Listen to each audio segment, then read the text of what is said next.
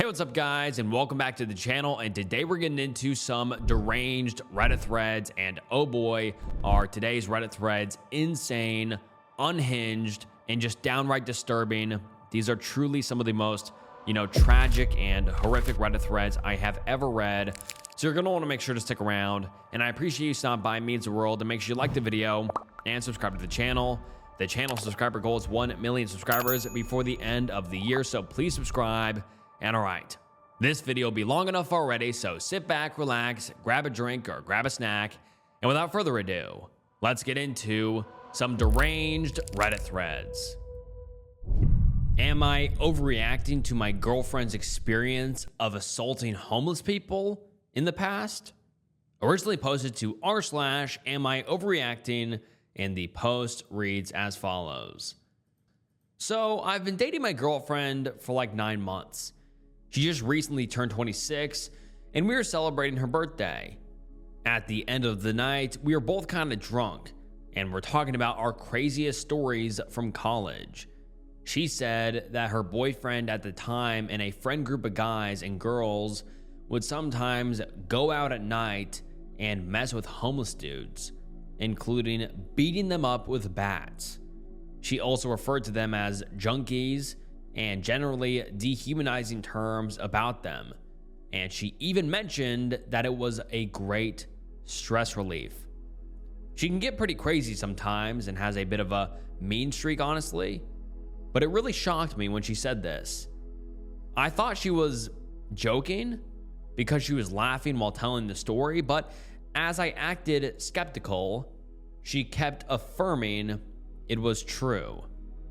I just played along and kind of laughed, thinking she was just drunk. The next day, it still bothered me subconsciously, so I asked her again about it casually, and she said yeah, it was true. The thing that disturbed me though was there was no remorse. She told the story like, LOL, good times kind of story. I think if she was embarrassed about it, I would have felt a little bit different. I still tried to ignore it over the next few days, but I obviously wasn't able to because I ended up researching online for information about similar crimes in that city at the time. I didn't find anything, by the way. Unfortunately, I definitely believe her at this point though. She never does these kind of elaborate jokes over the days. Plus, I can just tell she's being truthful just knowing her. Anyways, like I said, it continued to bother me, so I brought it up one more time a couple of days later. This time, I was more serious. Basically, just straight up asking how she could not feel bad about that. I was honestly just curious. She got kind of pissed this time. She asked me if it turns me on, and that's why I keep bothering her about it. I said, no, but I just couldn't imagine doing something like that to myself, so that's why I'm asking. Then she started saying stuff like, why are you judging me about stuff that happened years ago? And saying it's none of my business who she slept with back then or anything else about her life. That's when it occurred to me that she might have thought I was jealous or something about her ex, since he was apparently one of the guys in that group. She might think I'm trying to guilt trip her out of jealousy related to him or something, which I'm not. But anyways, that was how it ended. And I'm obviously not going to bring it up again. Even though I honestly considered breaking up over this, I kind of saw where she was coming from and that it was a long time ago, and maybe I'm being kind of a douche for judging her over this. What do you think? I'm no saint at all, but I can't help that it bothers me. I can't look at her the same way now, and I really think it might be over. Thank you for the advice. And now let's get into some of the top comments. Someone says, no, but why wasn't this a deal breaker for you? And the OP says, I think it is. I'm just saying I am second guessing it. It's hard to process. Another user says, why the F are you with an evil person like that? Damn, bro. You are a POS also. And the OP replies and says, sorry, I'm not trying to justify it. It's just really hard for me. But people do change. I was a totally different person in college too. This would be so much easier for me if she was just sorry about it. And someone replies and says, but she's not sorry. She's mad you keep bringing it up and is acting like the dude she did those horrific things with is the problem, and not the assault and battery on an innocent person. This shouldn't be hard, dude. And another user says, she is a psychopath. She admits to violently attacking people. You aren't married. You can leave. Knowing she is capable of this, you are underreacting by staying with her. One day, she could easily do something like that to you. So take precautions when you leave. And someone replies and says, not only admitting it, but laughing as she's retelling it. Zero remorse. I guess the homeless aren't actual people to her, which is indicative of a whole host of other underlying issues with her. The whole part where she asks if it turns him on? Gross. She's 26, and this happened in college. It's not even that long ago, really. The entire conversation would be a total relationship deal breaker for me. I'd never be able to look at her the same way if it was me. I'm surprised it's even a question. And someone replies and says, vulnerable people no less, as part of a group with weapons for no other reason than she could. And she thinks OP is asking about it because it turns him on? Definitely a psychopath. And someone else replies and says, targeted specifically because they were vulnerable members of the population. That's the same reason most serial killer targets the homeless and intimate workers, because it's easy to get away with. In other words, the criteria justifying these senseless acts of violence for the girlfriend is simply that she/they can. As far as you know, whenever she's not committing horrible, unspeakable acts, it may only be because she doesn't want to suffer negative consequences for her actions. It's not basic kindness. It's certainly not compassion. F this person. I would be instantly, irreparably, permanently, overwhelmingly disgusted by the very sight of her. I sure as hell wouldn't trust her. Not even the most basic level of trust, like feeling secure in knowing they aren't going to kill you in your sleep. Hell, I got turned off with a girl I was talking to because she told me that she and her friends would always make fun of fat girls on the dance floor when they would go to clubs. And that's nothing compared to beating homeless people with bats. I want to be clear on this. If the only thing holding her back from vicious, violent assault is lack of opportunity, she's basically a psychopath. And yeah, asking if it turns him on is super weird to me too. Like, if he had a different reaction and was interested in doing it, she'd not only be back at senseless acts of violence, but would be deriving pleasure from it, which is literally what serial killers do.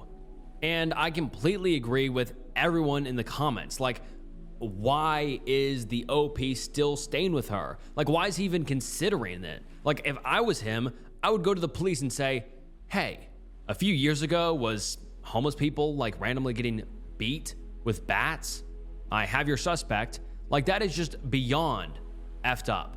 Like, this girlfriend like has zero remorse for it, and she literally went out in the night with a group of people and beat homeless people with bats. That like doesn't even sound real. That is literally just psychopathic shit. That is just crazy. Like, I can't even believe that. And the OP is like, I'm considering if I'm even gonna leave her. Like, what is there to consider? Your girlfriend's a psychopath. He should be considering whether or not to like report it to the police, even though he definitely should. But my God, this is just the wildest thread I have ever read. And a week later, the OP comes back with an update, and let's get into it. I just wanted to let everyone know that I broke up with my girlfriend. I absolutely do not condone any violence against unhoused people. That's the reason I asked about it, because it seriously shocked me. But then everyone turned it on me and acted like I was condoning it. I'm sorry, but it just takes a lot of time to process when you're in a relationship with someone. You can't just end it like that. Plus, I try to be really mindful of things like shaming women for past mistakes in relationships. The last thing I want to be is one of those guys. And when she accused me of that herself, I started believing I may be wrong. But anyway, when I told her we were going to have a breakup because of what she told me, she actually looked shocked. I think she believed I was joking at first, but I straight up told her how wrong she was for doing that, which I hadn't had the courage to do before. I said how she could have even killed one of those guys and not known it, etc. She didn't have much to say, just looking really angry, honestly. But anyway, once I showed I was serious, she started guilt tripping me about how I'm trying to shame her for her past, etc. The same point she had made before. But in the end, she started insulting me really harshly and eventually turned it around on me, and it was like she was breaking up with me instead. However, she wants to think of it as fine with me. Some of the things she said were really hurtful, if I'm being honest, but I know she was angry, and I just have to keep reminding myself that I did the right thing. As for reporting the crimes, like some people had said, I did try, but I had trouble talking to a person at the police department over the phone. It's across the country from where I am. The phone recording tells me to file reports online. The online form asks me if I know who did the crime, and when I check yes, it tells me I have to file the report on the phone or in person. Anyway, I'm still working on that, but it seems like there's a lot of bureaucracy to do through. Sorry for not responding to a lot of you before, but I was really overwhelmed. Even though this isn't my main account, I want people to know I did the right thing.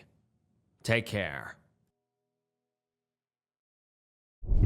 My 26 female best friend, who's 23 female, might be in love with my husband, who's 26 male. Where do I go from here? And trust me, this one gets wild. Let's get into it. Throwaway because my husband stalks Reddit. Also, I know he isn't cheating on me. He's at home more often than not, and I have full access to his electronics, as does he to mine. Note, some identifying details have been changed to protect my privacy, such as names. My husband and I have been together since we were young teenagers. We got married last year and have a 6-month-old daughter together. She is the light of both our lives, as we both came from broken homes and want a better life than we lived growing up. My best friend came a few years later. We used to live in the same neighborhood and casually began to hang out. She lives with both her parents and siblings as she is studying to get her bachelor's degree. At first, she didn't like my husband, said that he was clingy and tried to insert himself into our friendship. WTF? She was civil to him because he was my romantic partner.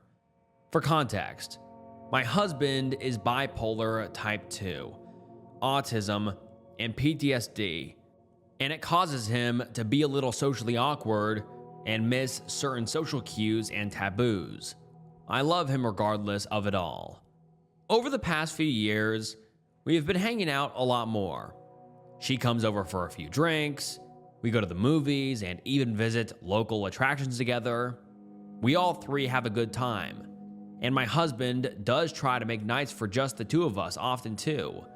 However, last year, my husband and I found out we were expecting a child together in January. I was working and fell ill because at the time, I was working at a fast food place. I threw up and went to the doctor. Come to find out, I was 8.5 weeks pregnant. My life changed, and I had become more busy to get myself ready for motherhood. My best friend saw me less and less, and we couldn't talk as much.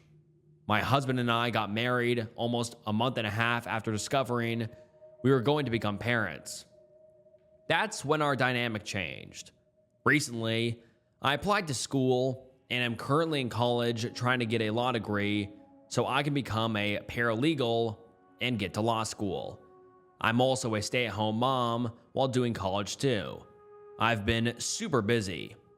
One day, my husband gets a text, and it's from my best friend. She asks if they can talk, as she was upset.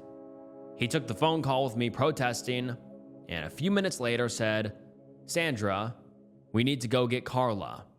Her father is picking a fight with her." I get upset as we were watching a movie together, and I had just gotten the baby down for bed. We go to her house, which is about 20 minutes away, and she stays with us for a night.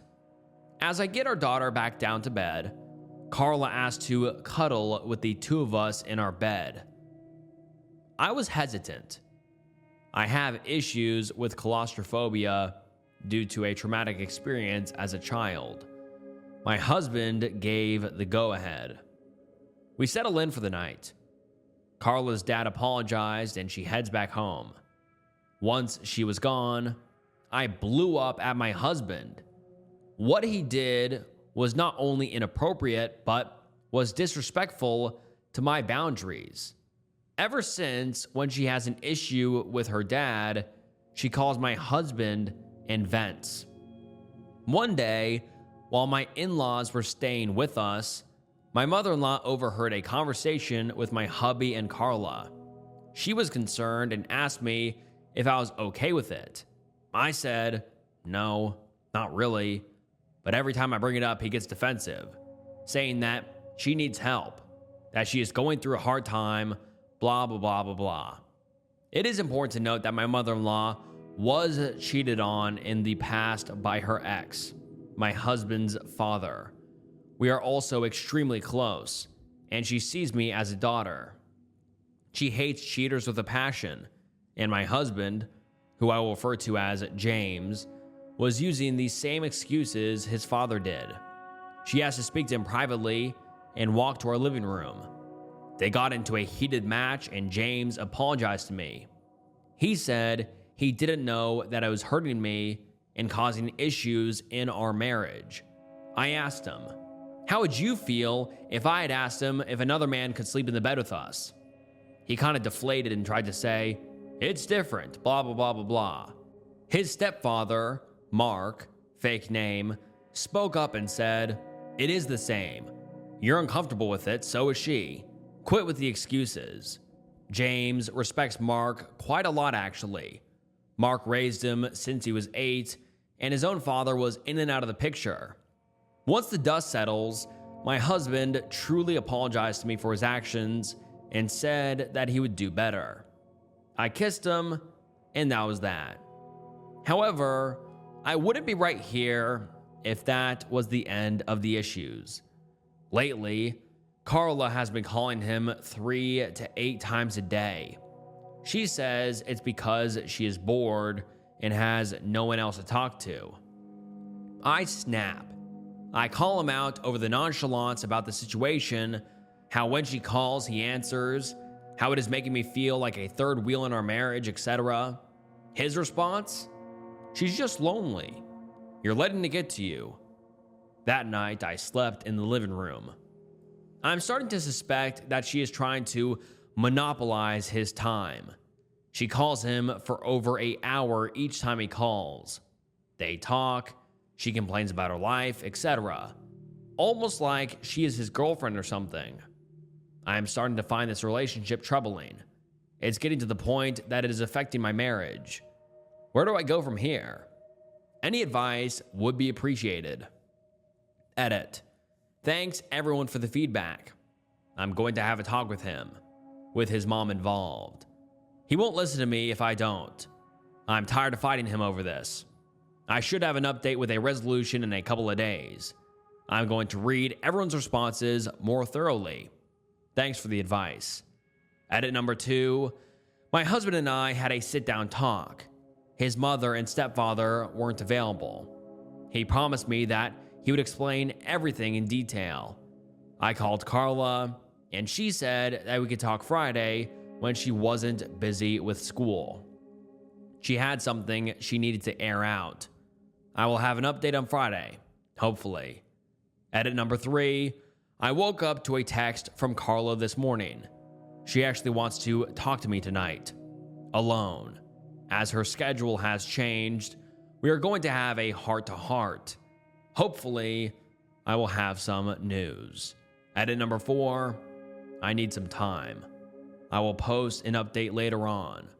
My heart is hurting. Husband and I are getting a divorce. Thank you for understanding. And then the OP adds some additional comments in the comment section and says, I quit my job after I found out I was pregnant. I became a stay-at-home mom. Believe it or not, people can have inheritance and have no bearing on job status. My soon-to-be ex-husband is a construction worker who makes good money. I only worked for my own satisfaction at being able to pay for stuff. His uncle was a financially sound man who had no children. That's why my ex got the house. We were looking at getting our own house soon before he died. And then let's get into some other comments. Someone says, you've set your boundaries and he continues to cross them. Is this how you want your marriage to be? She won't stop as long as your husband responds to her every time. And the OP responds and says, you're right. I have issues standing up for myself. Another user says, does he not understand how badly that reflects on him?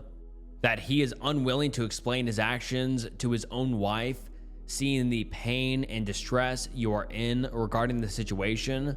Or does he simply not care because he has feelings for her?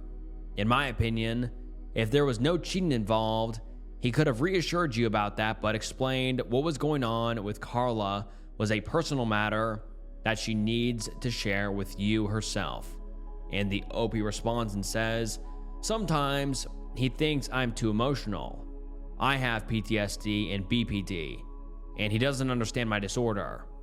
He doesn't understand that I feel things intensely or passionately, or that it is super easy to hurt my feelings. He never even tries to understand me, autism or not. Honestly, I'm considering cutting my losses and going through divorce anyway. It's not worth the emotional anguish he put me through each and every day. And then we get another update 2 days later, which reads as follows. This update is hard. Everything about this situation sucks, and I don't know if I'll be okay for some time. Baby and I are currently staying with my friend, Tanya. To start, James and I are getting a divorce. Carla is no longer a friend to me or our mutuals. The betrayal is too deep for her to be friends with our group. As most of you assumed, James and Carla are indeed having an affair. It started about 3 months ago and just turned physical 1 month ago. They were planning on just up and leaving after James served me divorce papers. They used that ruse that he was helping her through emotional issues to hide the fact. I was crushed. She wanted to clear the air before it got worse. That was when she dropped a huge bombshell. James was going to try and get me to terminate my rights to my child in order for Carla to adopt her. The reason? My borderline diagnosis a few years ago made me unfit to be a mother, and he was sure that the courts would agree. She then handed me 2 separate stacks of paperwork and left. I am contacting a lawyer as I'm writing this. I was seriously hurt. You guys were right. Carla was a snake and only told me this so she wouldn't feel guilty. However, I'm not letting my soon-to-be ex-husband bully me into termination of my rights. I called him afterwards and got very heated about what was going on. James just sat there in silence. I was crying afterwards. I pleaded with him to tell me what I did wrong. For a little bit of backstory, I had a near fatal complication with my delivery of our daughter, where I bled my entire labor. I had to have 2 blood transfusions and haven't fully recovered from it. I was not cleared for any extraneous activity for 3 months. including intimacy. James was getting unsatisfied with all of my doctor's appointments and not getting the intimacy that he wanted. I was hurting and ended up needing another procedure to remove some placenta that didn't naturally come out. I had to have my tubes tied because if I had another child, it'll kill me next time. James wanted at least 2 more kids, and this put an end to his plans. I married a monster. We were together since we were 15, and this is how he repays me? I thought I knew him. He was acting so caring and nice to me. I am absolutely heartbroken. I'm not even sure if I'm going to update this anymore, but if I do, it'll be after the divorce settles. Thank you all for your concern. I'm going to take a step back and take some time to adjust. There is no chance for a healthy co-parenting situation. I'm fighting for primary custody with supervised visits. Carla will not have access to my baby, as I will ask the judge to make a clause preventing her from interacting with my daughter. Thanks for all the advice. Edit. I forgot to add that I contacted his mother and Mark this morning. They are furious that James is doing this to me. They are helping me foot the cost of a lawyer because I'm a stay-at-home mom and college student. They have kicked James out, and he is staying at our old house with Carla. He did give me the courtesy to get my stuff and didn't put up a fuss about me taking what I wanted. He told me that he will keep in contact for divorce proceedings. And now let's get into some of the top comments. Someone says, "Why did you leave? He's the asshole. He's the one that gets to leave." And the OP responds and says, "It's his house. Inheritance. He only let me stay as a courtesy. His parents didn't know the full story, but now that they do, he overstayed his welcome. They are so angry. I'm not sure if his relationship with his mom or stepdad are salvageable." And someone else says, "What stands out is he's threatening to use her bipolar status against her despite being a parent with bipolar type 2, autism, and PTSD. LMAO, dude is evil and inept." And the OP replies and says, "I didn't say he was smart, did I? But with me having no financial way to support my child or a stable home, he has slightly better odds. I'm still in contact with his mom and stepfather. I'm hoping they will give me a place at their house for the time being. I feel like I am being intrusive at Tanya's home." And then we get an update about a month later, and let's get into it. Update number 2. Sorry I've been radio silent. I spoke to a lawyer who is helping me at a reduced rate. My in-laws are helping me foot the cost of a lawyer against their wayward son. With all the info that I have, including some threatening texts from Carla and James, I have decided to file for a protection order. They were stupid enough to send me a text that pretty much confirmed the blackmail. I intend to use this to my advantage in the upcoming divorce proceedings as evidence of emotional abuse. John has continued to maintain that I need to terminate my rights to our daughter so that he can run away with Carla, but I shut that down. My girl is the light of my life and my only chance to be a mom, which is something I have always wanted to do. I finally got a clean bill of health from my doctor after months of dealing with postnatal complications, and needless to say, no more babies for me. I could die if I get pregnant again. I go to court Friday for our divorce proceedings. We have a mediator that my lawyer is speaking to directly for me, so I don't have to deal with James's bully tactics. My lawyer is a no-nonsense kind of man, and I like that about him. My in-laws have decided to cut ties with James after this. He openly disrespected them for giving me a place to stay after I was kicked from the house and the threats. The emotional anguish he has been putting me through has been too much. They've always saw me as their own daughter and has treated me as such. They are just as angry at James for his involvement in all of this as I am. That's why they decided to foot the cost of a lawyer since I was a stay-at-home mom. My therapist has upped my therapy sessions to 3 times a week. I was also formally diagnosed with DID recently, which only came out when I blacked out in a therapy session. My therapist and psychiatrist have been communicating and have suspected for a while that I have it, but got confirmed after my recent development in therapy. I haven't told James this, and never intend to. My mother-in-law does know and has been my rock through all of this. As for the commenters on RA that say that I moved on too quickly out of the house for it to seem real, I have one thing to say.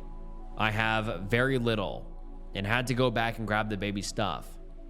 My soon-to-be ex-husband and Carla have went on a weekend getaway to my dream location, which I knew they did to me to hurt me even more. The pictures were sent to me by my current friend who gave me a place to stay for a few days while my in-laws gave me a place in their home. Baby girl is adjusting to life without her daddy around all the time. She is super fussy most of the time, and I am sure she misses having him around. It breaks my heart to pieces. That's all that I have for you right now. I will have another update on Friday. And one of the top comments says, "It's disgusting how determined they are to hurt you. At this point, it feels like it's something they bond over, which makes me think that once you get over all this and they realize they won't be able to hurt you anymore, their relationship will wither away. Anyways, sending love and courage your way." And someone else says, "Whatever you plan to use against your husband in court, don't post all your plans here in the event your POS husband and mistress finds this post. Have you considered suing Carla for alienation?" And then we get another update a week later titled Update Number 4, Court Went Better Than Expected. I have some great news. Baby girl is safe with me. My lawyer pulled through for me, and my ex wants this divorce to be over with as soon as possible. First of all, I got full custody of my daughter with supervised visitation from ex. His own words came back to haunt him. I had proof of all of his threats and the blackmail of him trying to get me to sign away my rights, and the judge wasn't happy. He torn to James and Carla about their behavior and how they tried to blackmail me, and how they were lucky that I didn't press charges for extortion. Because of their bad behavior, he told them that he couldn't in conscience do shared custody because of the evidence of their behavior towards me. He was also worried that they would try to run off with her. Next up, because of all the behavior and aggression towards me that was unwarranted, my protection order was granted.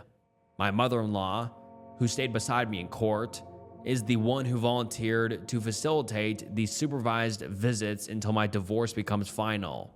If Carla and James try to contact me again, unless it is strictly about our daughter, then they both go to jail. James has to pay me child support. Of course, he tried to protest it, but it wasn't happening. Lastly, after court, James said something that kind of broke my heart about our daughter. If he can't have primary custody, then he is going to petition to terminate his rights. He doesn't want to be tied to me anymore and is willing to let my daughter suffer for it. So my daughter just pretty much loses her father because he would rather break away from me and pretend that I don't exist. I have some additional information from Carla that she said to me afterwards. Apparently, she is infertile due to an illness she suffered from as a teenager. She wanted a baby so bad and to get me out of the picture so that they could play happy family with my daughter. I was stunned. She then asked me if I was happy for tearing their family apart. I had to look at her for a second. She tore my family apart. I wanted to slap her so badly. Because of her, my daughter is probably going to lose her father. I'm sad. That's all I have for you guys. My next update will probably when the divorce finally happens. Thank you for reading this. And then the OP posts an update about a week later, and let's get into it. This update is heavy. Court was on Friday, and I was waiting for the dust to settle before I posted 2 days ago. My soon-to-be ex-husband has been hospitalized. Carla called me this morning, crying despite the order. James tried to commit S-word this morning, and she found him just in time. He tried to OD on his prescriptions, and now he is in the hospital. The doctors don't know how long he'll be there, but I will keep my hopes up for a speedy recovery. Despite the literal hell he has put me through, he is still the father of my daughter. I'm not pressing charges this time against Carla because it was a dire emergency. James is stable, and they are transferring him to another facility for the foreseeable future. I feel almost sorry for her. I don't know when I will be able to update again. I have a lot to deal with and emergency care to plan for. Please keep me in your thoughts as I navigate this difficult situation. Thank you. And one of the top comments is, why did he commit S-word? And the OP responds and says, bad manic episode. My husband is bipolar, and I guess everything got to him too much and he spiraled. Hard. He is alive, but hospitalized. And then the OP comes back with an update about 3 weeks later, titled, Carla has been arrested. I didn't think I'd be back with an update, but it has been 2 weeks since soon-to-be ex-husband was hospitalized for a S-word attempt. Since we have put divorce proceedings on hold for a while, until he gets out of the hospital, I've been taking the steps to spend time with my daughter and my in-laws, who have been my rocks in this situation. Life has stabilized for me a bit. I'm still acclimating to my DID diagnosis. I've been out of it for a few days now, due to some heavy-duty painkillers, but I know some of you are here to see how this saga ends. On to the biggest part of the update. Carla has been arrested and is being charged with breaking a protective order, aggravated assault, and attempted kidnapping, plus a whole slew of other charges. Here is what happened. I was out and about in town yesterday, trying to get a few errands done. I was starting to get hungry and decided to get some food at my favorite spot. It was a small Italian restaurant that I used to go to with my husband before the divorce proceedings started. I ordered my food and sat down to wait for my order. As my food was being handed to me, I saw Carla storm in like she owned the place and decided to confront me. She was hysterical, and I couldn't make sense of what she was trying to say. She then started to punch and kick me. To make a long story short, Carla broke my nose and my arm, fractured my left eye socket, and punctured a lung. When she realized what she had done, she panicked and tried to take my stroller while I was fighting to stay conscious. Someone saw what she was trying to do and stopped her before she could escape. I woke up to the police in my room and my in-laws holding my daughter. The police filled me in on what happened, and now Carla is in jail awaiting a court hearing. Because of the nature of my injuries, police are taking the decision to press charges out of my hands. Not that I tried to drop the charges anyway. So yeah, this is where I am at. Sorry if it seems super lame. I will update again after Carla's court date in a few days. Much love, guys. And the top comments on this post read as follows. Someone says, "This is insane. I'm so sorry you're going through all of this, and that she got to hurt you in this way. But I'm so happy your baby girl is safe, and that now you can likely be free from her. I hope she goes to jail and never bothers you again. Please take the time to heal both physically and emotionally from all of this. Love on your daughter and on your in-laws, who thankfully see what's right and are on your side." And then the OP comes back 5 days later with another update titled, "Carla was denied bond." Carla is still sitting in jail. She is facing some serious prison time, and I'm so happy that I can put her behind me. I also got out of the hospital a few days ago. First of all, let me begin with a small update on soon-to-be ex-husband. He has been receptive to treatment and will be leaving the hospital next Monday. My mother-in-law has been keeping me up to date on his condition, and he is stable now. A lot of you were right. Carla took advantage of her manic episode and need for a stronger dosage of his medicine by convincing him to sleep with her. He has since broken up with her and begged his mother to tell me that he does want another chance to be my husband. That's why she attacked me the other day. She couldn't handle his rejection. To be clear, I'm not giving him another chance. He destroyed my trust by not only cheating on me, but by refusing his medicines for a while and threatening me and our daughter. I'm still going through the divorce, but I may go to counseling to review the custody arrangement and give him more supervised visitation. He's still her father after all. Also, I got a job recently. I was told I got the position the day before I was released from the hospital. I haven't read all of your messages of support, but the ones that I have read, thank you. Carla is still in jail with no chance to get out before the next hearing. Hopefully, she gets what is coming to her.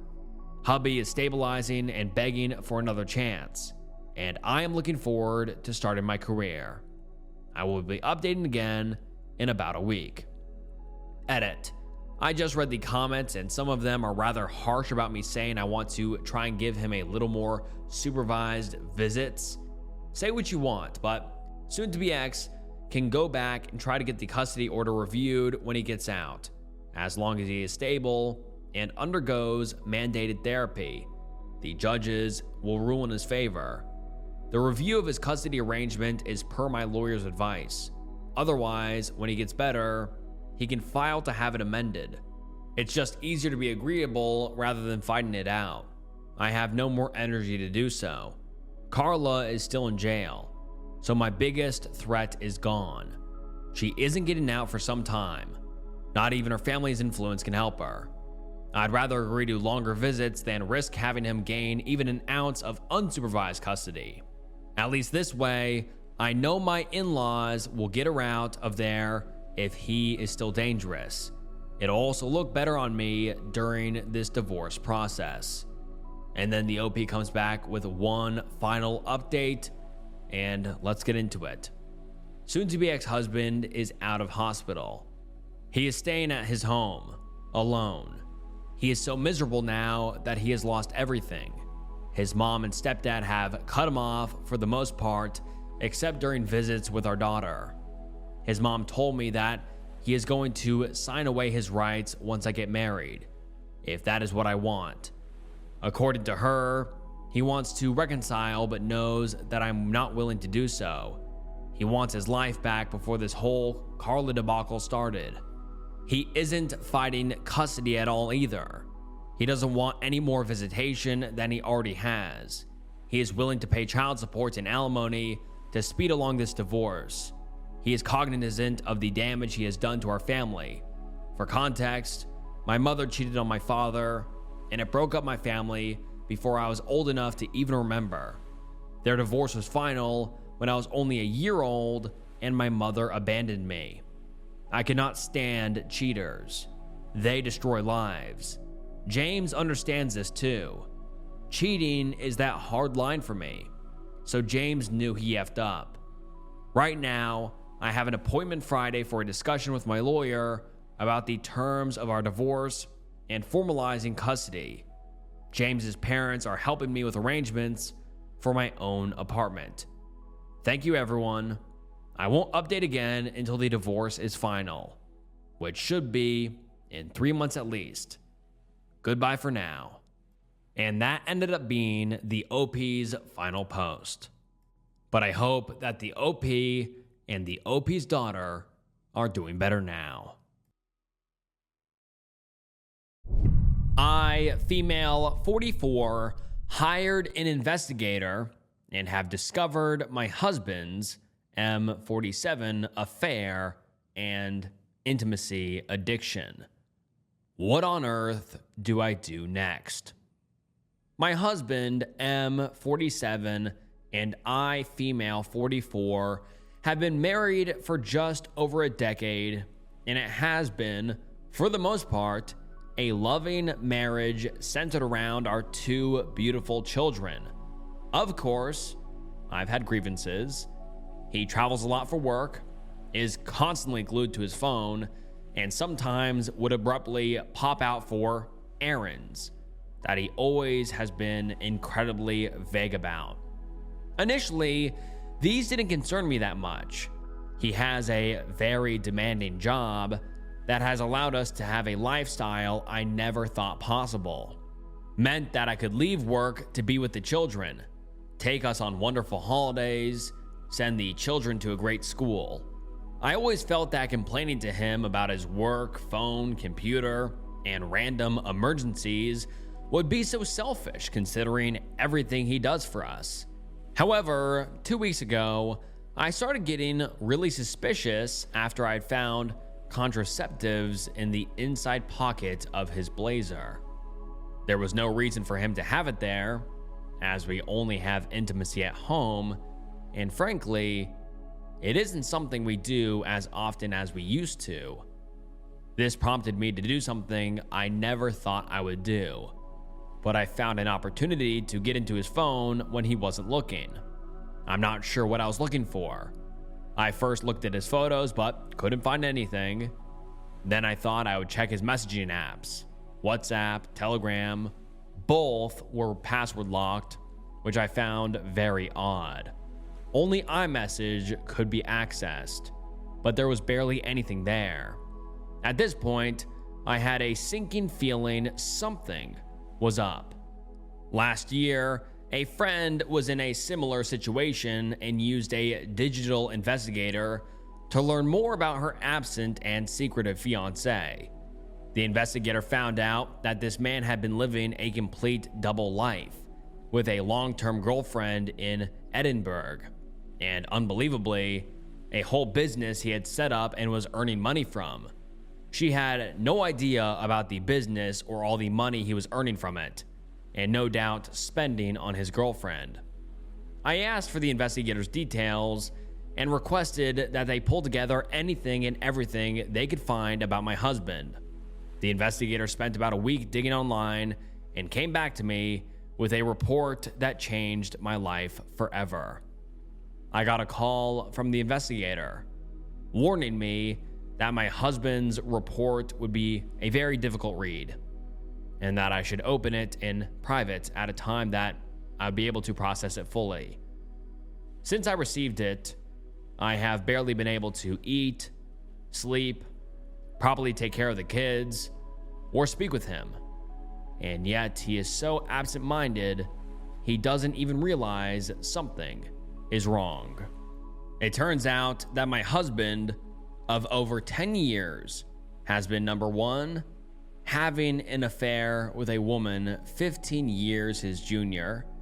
Number two, financing this woman's lifestyle and her failed business venture. Number three, attending intimacy parties with her, where they have intimacy with other partners.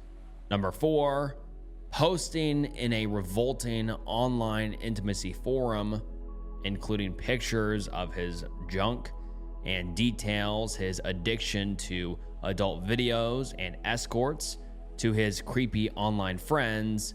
And number five, based on this post online, has clearly been spending thousands on escorts as far back as 7 years ago. I have no idea where to go from here. I don't know what to do. I have no idea how to confront him about this, or if I should see a lawyer first. I know the obvious decision is to simply divorce him, but our children are 9 and 7. I have loved him since we first met 14 years ago, and I know that I have a place in his heart too. In spite of these actions, if he is truly an addict, then maybe there's a way to get through to this if he agrees to treatment. I am a complete mess, and I can't talk about this to anyone in person just yet. Any advice you have for me would be really appreciated. And now let's get into some of the top comments. One user says, do not confront him. Go see a high-powered attorney to see how you can come out on top. A good lawyer will get him to cover services. Get your financials together. Get spousal support. Sue for compensation. The money spent on escorts and affairs, child support. Have him cover college for both children. Pay for all the schooling and insurance until 26. Get the child tax credits for each year. Because of his chronic infidelity being the cause of the divorce, you can get more than half in the divorce.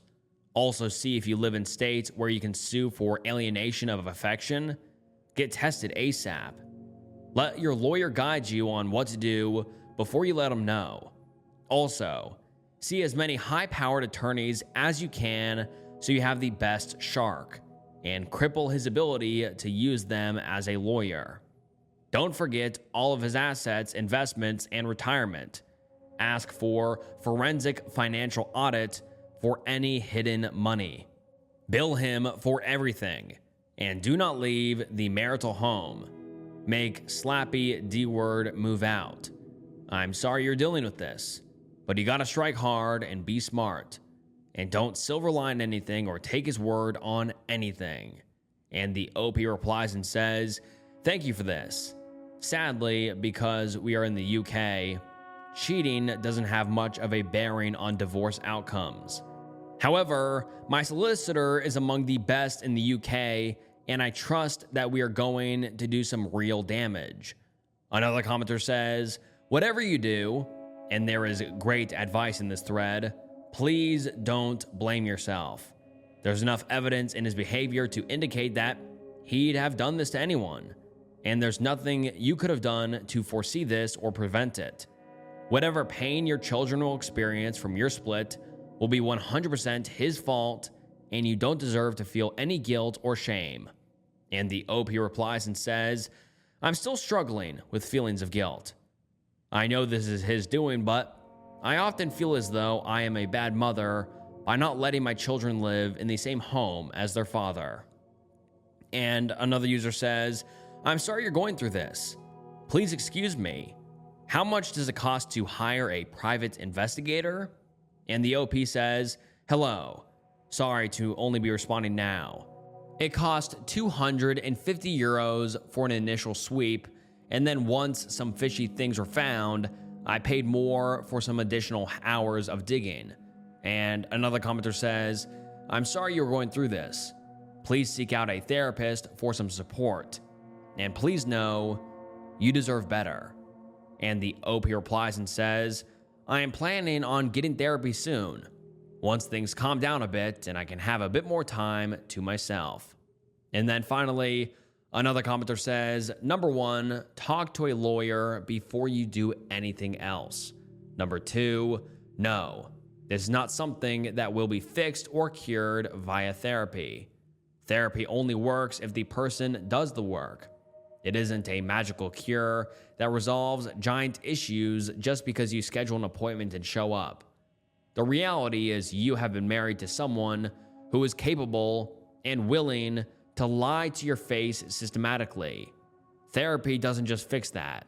In fact, he probably has a personality disorder, which I suspect based on your post about his behavior.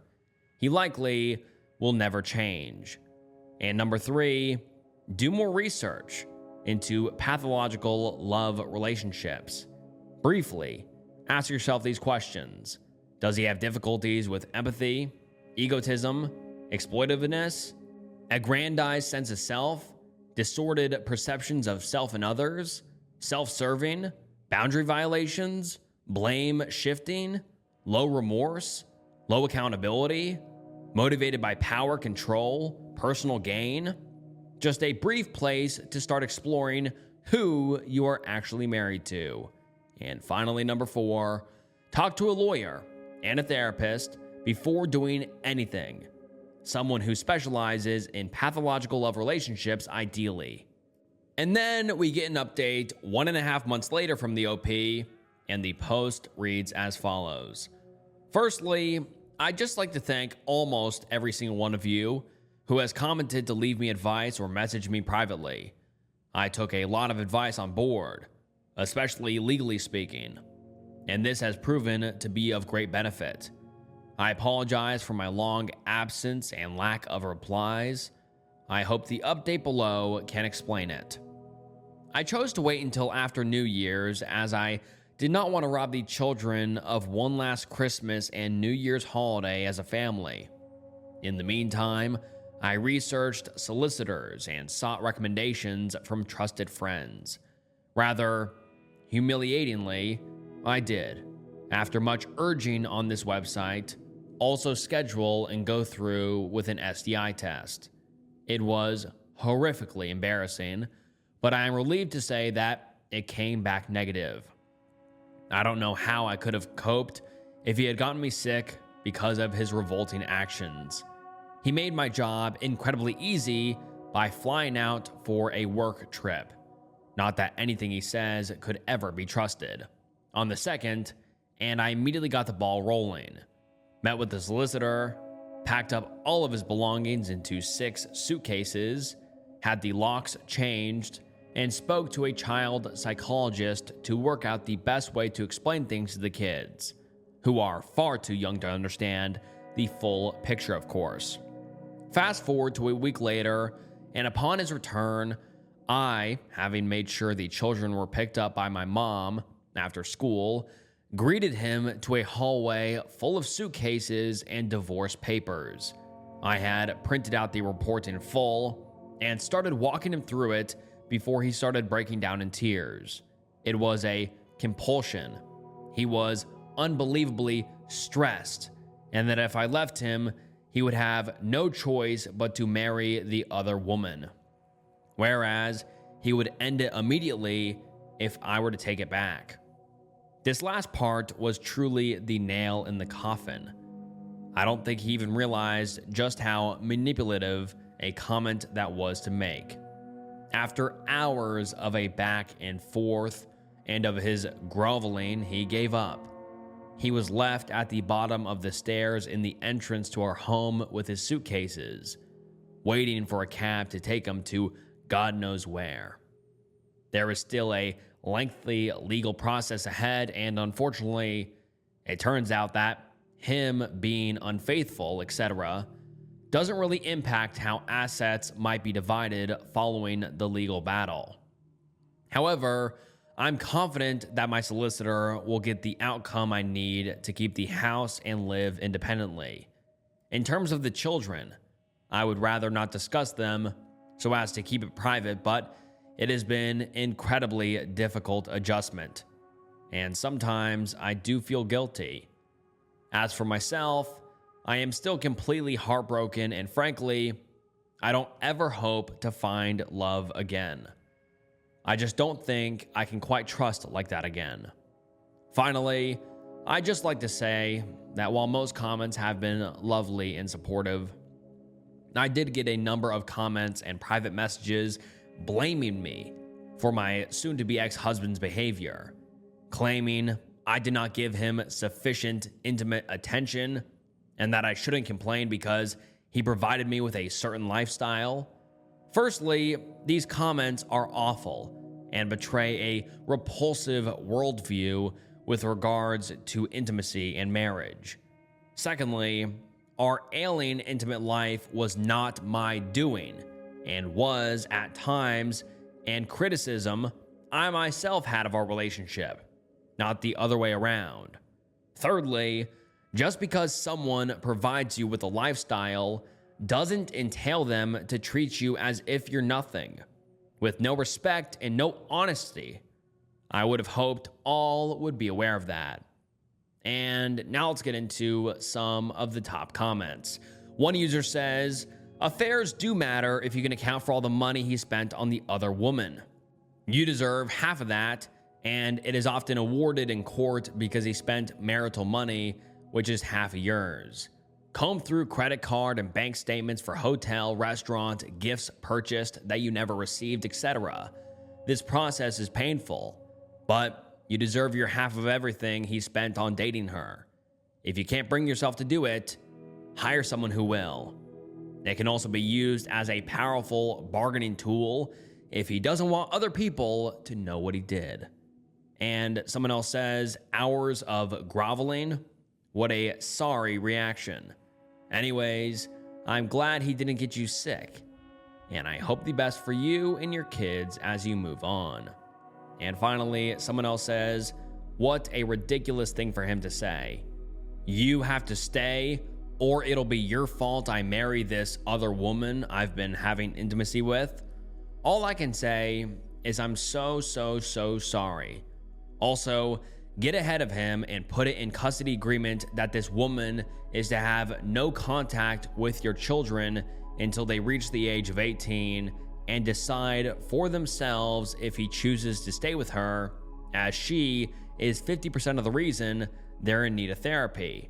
But if he meets someone else, same with you. The relationship needs to be going strong for over a year before any introduction. Keep those kids safe. And then the OP comes back 2.5 weeks later with a final update, and let's get into it. I never imagined that a single Reddit post would change my life in such a profound way. To everyone who commented, messaged, and supported me, thank you. Your advice, encouragement, and even tough love gave me the clarity and strength I desperately needed. I am really sorry if I appear to have ignored some of your comments and DMs. I just wanted to thank you all and leave this final update. I will check and try to respond to messages and comments as much as I can. In the weeks following my last update, I have been navigating a completely new reality. The legal process is still ongoing, and while my solicitor has warned me that things could get complicated, I am standing my ground. I want a clean break, financial security for my children, and a future where I'm no longer tethered to a man who deceived me in every way imaginable. The fact that his infidelity does not significantly impact the division of assets is a bitter pill to swallow, but I will not let it deter me from seeking what is fair. Thankfully, some aspects of his actions that the investigator uncovered will impact his case negatively. Emotionally, this has been one of the hardest things I have ever endured. The betrayal still cuts deep, and some nights I find myself questioning everything. I repeatedly keep on going back and forth over years together, trying to pinpoint where I missed the signs, where I ignored my instincts. The truth is, I may never fully understand why he did what he did, but I have finally come to accept that his actions were never a reflection of my worth. I was not lacking. I was not failing. He was. Since our separation, my soon-to-be ex-husband has fluctuated between remorseful and completely delusional. One day, he is begging for another chance, promising to change, telling me he will attend therapy and fight for our family. The next, he is enraged that I have ruined his life and taken away the stability he had with our children.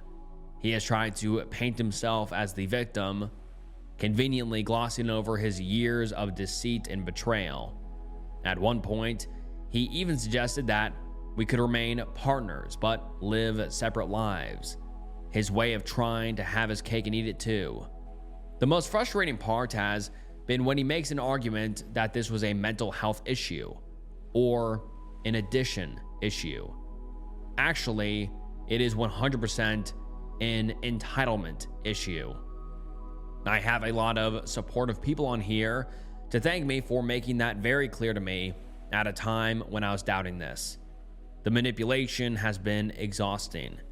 He has reached out to mutual friends, attempting to garner sympathy and twist the narrative. I have had to set firm boundaries and remind myself that I owe him nothing. The man I thought I knew is gone, if he ever truly existed at all. His behavior in the past few weeks has only reinforced my decision to walk away for good. For those wondering about co-parenting, it is a work in progress. I won't share too much for privacy reasons, but he is currently on supervised visits while we establish a longer-term arrangement. The children are adjusting as best they can, and I am doing everything in my power to keep their lives as stable as possible. They are my focus now, and their well-being is my only priority. As for myself, I am healing. Slowly but surely. I have reconnected with old friends, thrown myself into activities that bring me joy, and even started to look toward the future with something resembling hope. I won't lie. Trusting again feels impossible right now. Love, at least the kind I believed in, feels like a distant and naive concept. But I also know that I am stronger than I ever thought I was, and that gives me faith that I will rebuild in time in my own way. I could have never imagined getting through this when I had first made my post. Here I am, sort of, on the other end of it, still just about standing. To those who may find themselves in a similar situation, please trust your instincts. Do not gaslight yourself into ignoring the signs. If you don't have 100% certainty, find a way of getting it like I did. Either try and gather evidence yourself that you can use in court, or hire a PI investigator like I did. And most importantly, remember that betrayal does not define you. How you rise from it does. This is my final update. I am closing this chapter of my life for good. Thank you all, truly, for being a part of my journey. Am I the asshole for writing a letter to the judge in my brother's case asking her not to give him the minimum mandatory sentence? My brother recently entered a blind plea in federal court on two rather heinous S-related offenses, admitting his guilt rather than going to trial, putting his sentencing in the hands of the federal judge, based on the sentencing recommendation submitted to the court by a probation officer after reviewing the evidence in the case. Interview with my brother, and reads any letters of support or victims' statements. My brother is a repeat offender at the federal level, previously arrested in 2004 and served 7 years. He was released in 2011 and supported 100% financially by my mom and stepfather. My mother blamed herself for staying in an abusive marriage to our biological father. In 2015, after 4 years of living on his own, he violated his probation on the state level 3 times from 2015 to 2018. He was most recently released in 2019, and he was able to get a full-time job, get an apartment, and seemed like he had sort of gotten his life back together. Last July, he was arrested by the feds again for 2 near identical intimate related crimes. And by intimate, I mean S, and I can't say the whole word, but you know what I'm saying. The OP continues and says, really bad stuff. Having to tell my mom he was in jail again was one of the hardest things I ever had to do. She was devastated. Seeing that I know my brother better than anyone else, the prosecuting attorney agreed with my decision to write a letter to the judge and probation officer giving insight into my brother and our very messed up family background that was filled with all kinds of abuse and info about who my brother was, both the good and the bad. My brother is a pathological liar, a narcissist, and can somehow charm people into thinking like he wants, except women. He is an incel at the worst level. I wrote the judge to beg her not to give the minimum mandatory sentence of 15 years. He is facing life. I gave a very clear explanation as to our family history, my brother's previous questionable actions that were red flags that we all missed, and I also included a notarized statement from 2014 that my brother wrote and gave to me detailing his abuse as a minor. When I was going through court actions of my own against our father, in that letter, he admitted to things he was never charged with. Well, now that the sentencing report was finalized, my brother and his attorney were given copies of my letter, and he went nuclear on me in an email to my stepfather, saying how my letter to the judge is the nail in his coffin, and he blames me for what he realizes will be a very long sentence. My stepfather thought I was being a bit vindictive that I included the 2014 statement my brother wrote, because he feels it was unnecessary. While I don't hate my brother, I hate who he becomes, and if he is ever released, he will reoffend, and that scares the hell out of me. Am I the asshole for writing the judge? Edit to add. These recent charges do not involve him violating minors, but rather possession and distribution of illegal content involving minors, which is just as if not even more horrible, because it just continues to add to the cycle of abuse worldwide. Additional edit. For those of you wondering, the statement he wrote, which I had, was something he wrote, notarized, and gave to police when I filed a criminal complaint against my father in a state we lived in when I was a minor that had no statute of limitations. I honestly, even after his probation violations, which were state charges, never thought about that letter/statement, as I had severed contact with him at that point. I didn't remember I still had a scanned copy of it in an old email until the prosecuting attorney and I were speaking about his abuse and our family life growing up. So it's not like I intentionally withheld this information. It was given to police a decade ago, and I had forgotten about it until a few months ago. And now let's get into some of the top comments. Someone says, "Not the asshole. As a SA victim, I thank you. I have watched as the family and friends protected and defended my assaulter. Choosing right over blood is brave and gives hope. You are incredible." And the OP responds and says, "The kicker here, for me, is that I was SA'd by my father for almost 10 years, starting when I was very young. When I finally spoke up about my abuse when I was 27, my brother initially chose to believe my dad over me. While my father was teaching my brother things no child should ever learn, and twisting his mind when it comes to what healthy behavior was, my brother ultimately chose to become like his father. His recent crimes were internet related." And another user says, "Not the asshole. And I think you're very strong to do what you did. And right. Are you sure that your stepfather is much different than your biological father?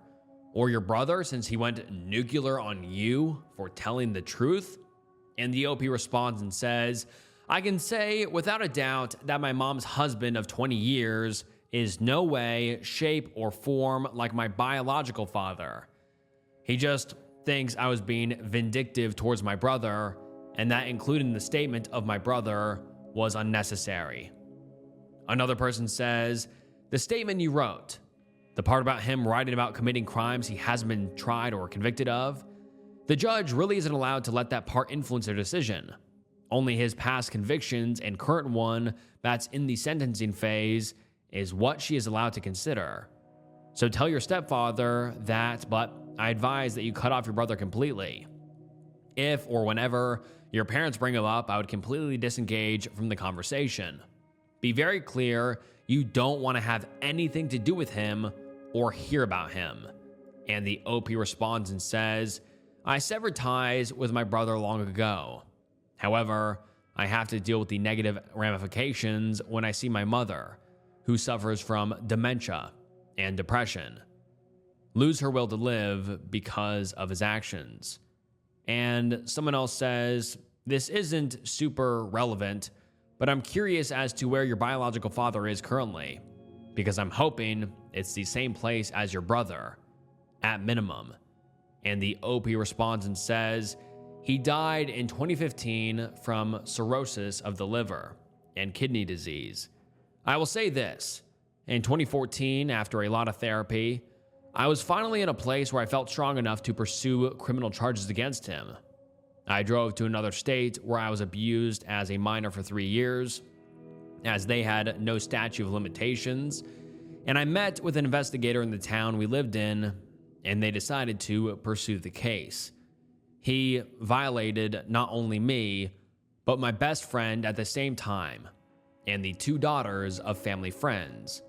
With their statements, my case was brought before a grand jury, and he was indicted on 4 Class A felonies for R-word.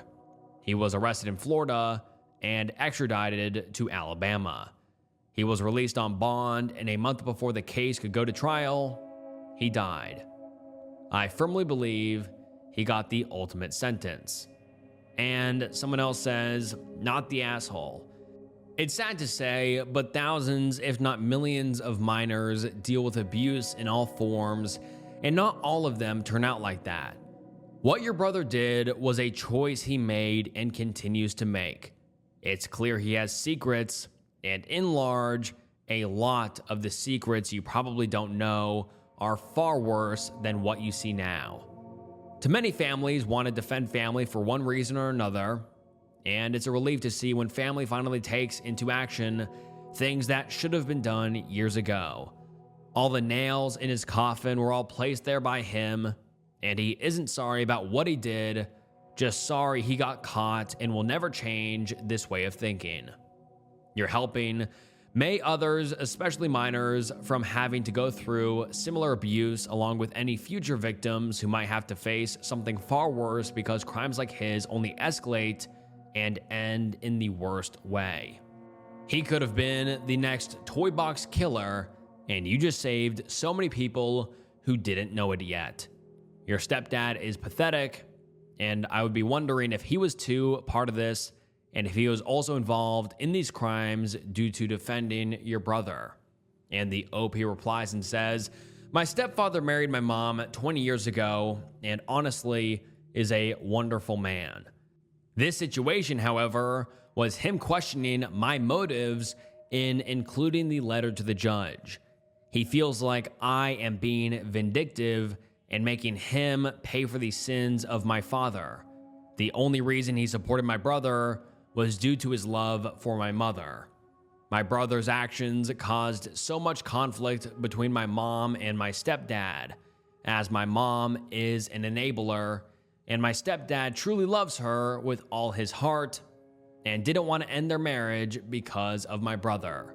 So no, my stepfather is in no way, shape, or form a bad person. And then we get an update 9 months later, and the update reads as follows. Some of you may remember the post I did back in June and July asking if I was the asshole for sending a letter to the judge who was deciding my brother's criminal sentencing.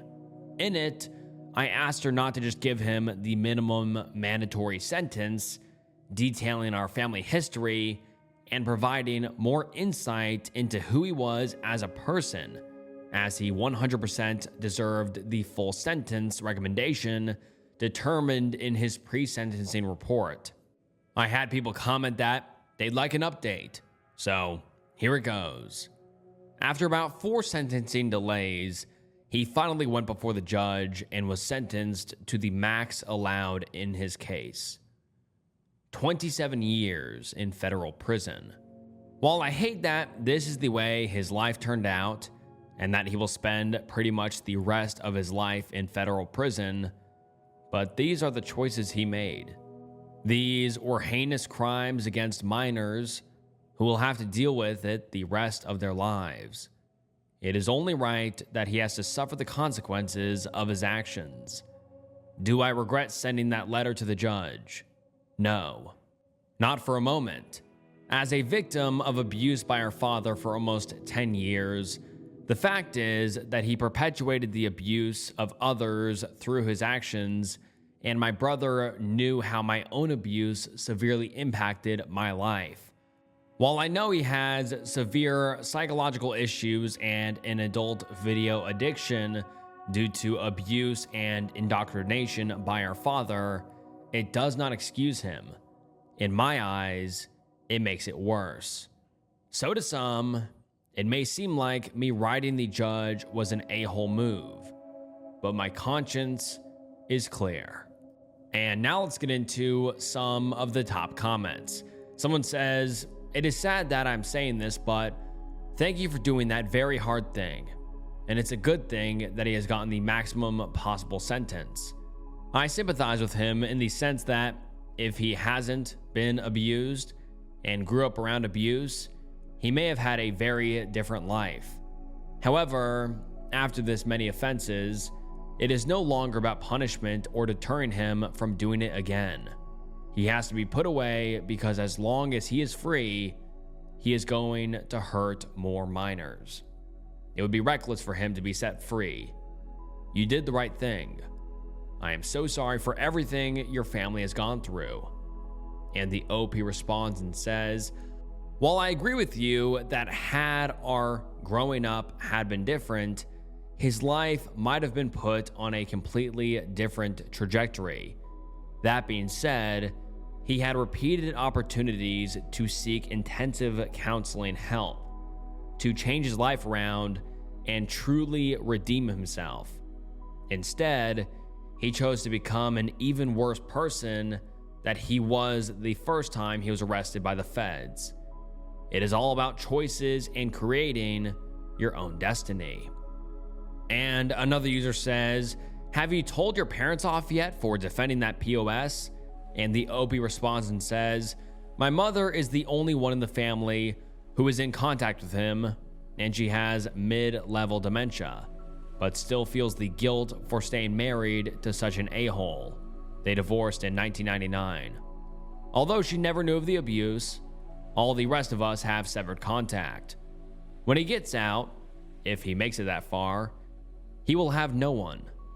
No money, no place to live, no car when he is roughly 78 to 80 years old." And finally, another user says, "Thank you.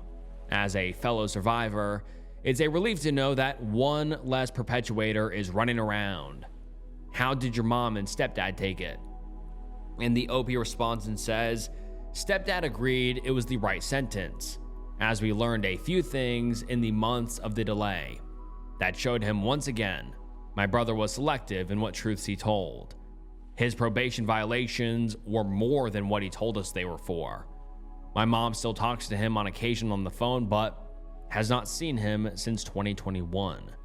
She is cognizant enough to know he belongs in jail, but still feels responsible for staying married to our father, although she didn't know any of this was going on. To her, he was a domestically abusive, alcoholic adulterer, and she felt trapped." And this was the last update we have ever received from the OP. I, 26 female, opened my husband's 32 male Snapchat, and it was a very explicit picture and caption from a girl. He's sitting not 20 feet away from me, and I don't know how to handle this. Well, title kind of says it all. Throwaway because my husband is active on Reddit. He's probably on it now. Here it goes. I've been with my husband for 5 years, married for 1.5. I've never once doubted his fidelity. He's great, super smart, funny, handsome, and, I thought, loyal. He's never given me reason to doubt him or be suspicious. I thought it was kind of odd when he downloaded Snapchat. He's not big on social media. I have one, but I'm not very active. We rarely snap each other. He said his friends were really active and he liked it better than Facebook. So, as I said, I've never had any reason not to trust him, so I thought nothing of it. This morning, my husband was in the shower and left his phone on my nightstand. I was half asleep when his phone started chirping and woke me up. We both have the same phone and ringtone for text messages. Not knowing that he had put his phone on my nightstand for whatever reason, I thought it was my phone in my half asleep state. Despite his black phone case, mine is green, I didn't even notice and I looked at who had texted. It said, Mom. Okay, my mom texted me. I can ignore that until I'm actually awake. But under that was a Snapchat notification, a snap from someone named Roxy. I was like, who the F is Roxy and why is she Snapchatting me? I opened it and bam, it's a picture of a girl's no-no square, and not the meowing kind with 4 legs and a tail. The caption said, I'm not going to read this verbatim because it's just super explicit, but they said, I don't even know how to say this not explicitly and just grossly, but they said, I want your tongue somewhere no square. That's like, okay, I'm just gonna leave it at that. That's uncomfortable enough. And the OP continues and says, now I immediately thought it was a mistake, but I was alert now after being awoken by a cat. I pretty quickly realized that this was my husband's phone. I felt like I was going to crap the bed and started to sweat. I looked at his contacts on Snapchat and she has a yellow heart next to her name. I looked up what that means and it means they are best friends. WTF? I feel like I'm going to be sick. I didn't do any other snooping because honestly, I know what I'll find. I just don't understand how he could do this. We're happy. I thought we were happy. We have intimacy a lot. And here's the real kicker, Reddit. I'm almost 12 weeks pregnant with our first child. He's sitting in the recliner about 20 feet away from me right now, and I just can't find the words to confront him. How do I say what I need to say? There is no way I am somehow overreacting or misreading this situation. Is there? I'm heartbroken and don't know what to do. Update. First and foremost, thank you for all of the love and support. I feel it from here. Honestly, thank you. It's amazing to me that strangers care so much about my baby and me. Love back to all of you. So, my husband knows something is up. I don't know if he saw that I opened a Snapchat from Roxy and is afraid of what I saw and afraid to bring it up, or if he's clueless and can just tell that I'm upset about something. He's been asking me if I'm okay or if something is wrong about every hour. I told him my sister was having a hard time. Ironically, she just broke up with her boyfriend. Why? He cheated. And I was going to go over to her place for dinner. I live in Pacific time zone, and to spend the night with her. I'm here now. My sister is 20 and a whiz at the social media thing. She stalked his Facebook to see if this Roxy person popped up anywhere. She looked through his friends, bingo, and we found her. Well, at least I'm pretty sure. I didn't see her face to the Snapchat. The screen was too full of her crotch. She's Facebook friends with my husband's good friend. She is listed as a receptionist at my husband's friend's law firm. My husband works a couple blocks from the law firm, and he stops by often to grab lunch with his friend.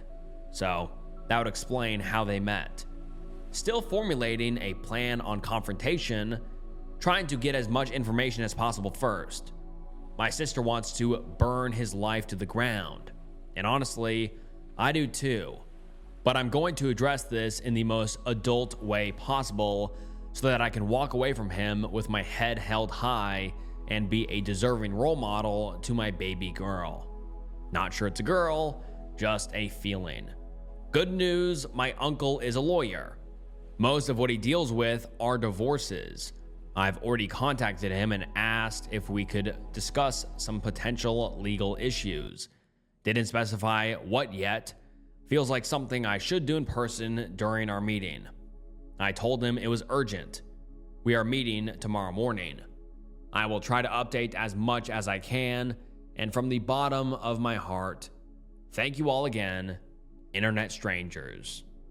And then the OP gives us an update 2 days later, which reads as follows. Again, I am overwhelmed by the support and love I've received from everyone. It feels great to be comforted and cheered on by you all. Thank you so much. So, husband cheated. He has been since, quote, maybe 2 weeks before last Christmas, according to him. I was very calm when confronting him and took the advice many of you gave me by telling him that he needs to explain to me who Roxy is and why she is his best friend on Snapchat. His face gave him away immediately, but he still tried to lie to me at first. He said that she works with his friend and they met when his friend invited her out to lunch with the two of them. At first, he claimed he only met her about 2 months ago. He said that they're best friends because he doesn't receive many Snapchats from others and she is extremely active on the app. He said she just sends randoms and is really into fitness. So she sends a lot of inspirational snaps on being healthy and living a better life. He said that every once in a while, he'll send her something back, like a picture of a cheeseburger or something, just to tease her about her level of health consciousness.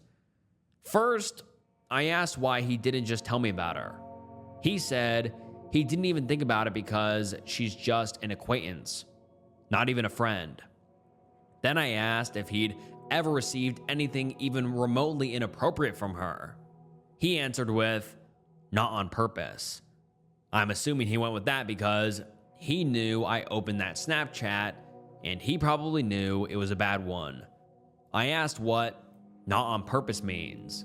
He got very defensive, started raising his voice and saying he doesn't need to explain what that means, that sometimes people accidentally send the wrong Snapchats to the wrong person. Then he had the nerve to say something along the lines of, I feel like I'm on trial here.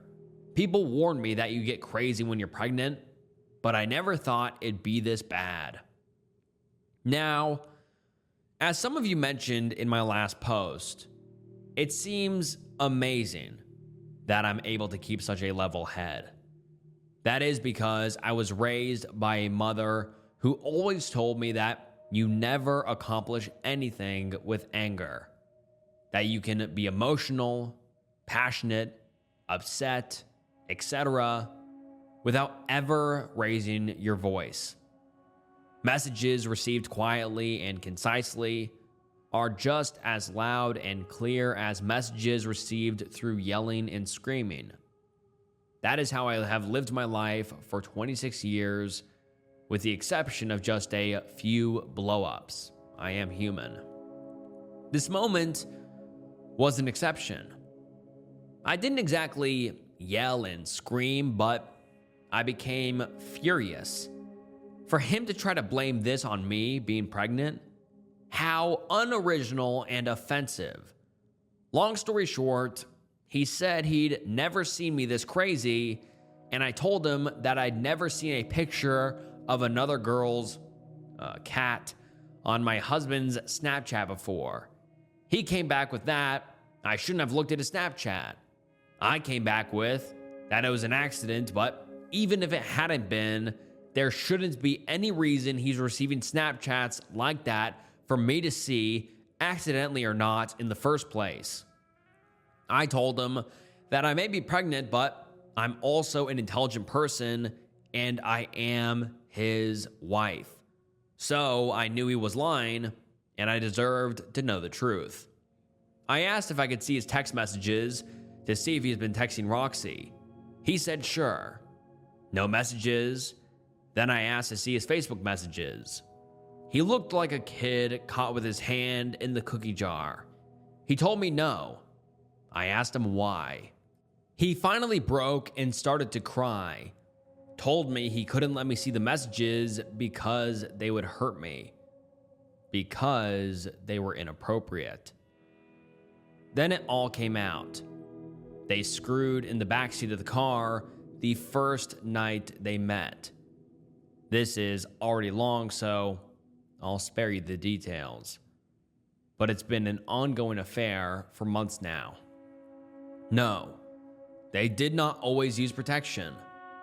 Although I was recently screened for STIs, I'll be getting checked again in light of this information. My uncle already assured me that if he was unfaithful, we would cream him in court. Really, the only thing I'm willing to fight him tooth and nail for is our home. I put a lot of effort and money into making this home my dream space. I won't be seeking spousal support, but I will seek child support. I'm obviously heartbroken and told them to go stay in a hotel or with Roxy for all I cared. I confronted him last night. My mom and sister stayed the night with me last night and let me sob all over them for hours. Right now, I'm sort of numb, but I'm also thinking very clearly. I know what my next 10 moves are, and I feel supported and secure in my decision to leave him and keep my baby. A few things I just wanted to clarify. My husband is not a lawyer, his good friend is. There was some concern for my success in court if my husband is a lawyer. His friend is in environmental law, so while I'm sure he can provide some advice, he will not be my husband's divorce lawyer.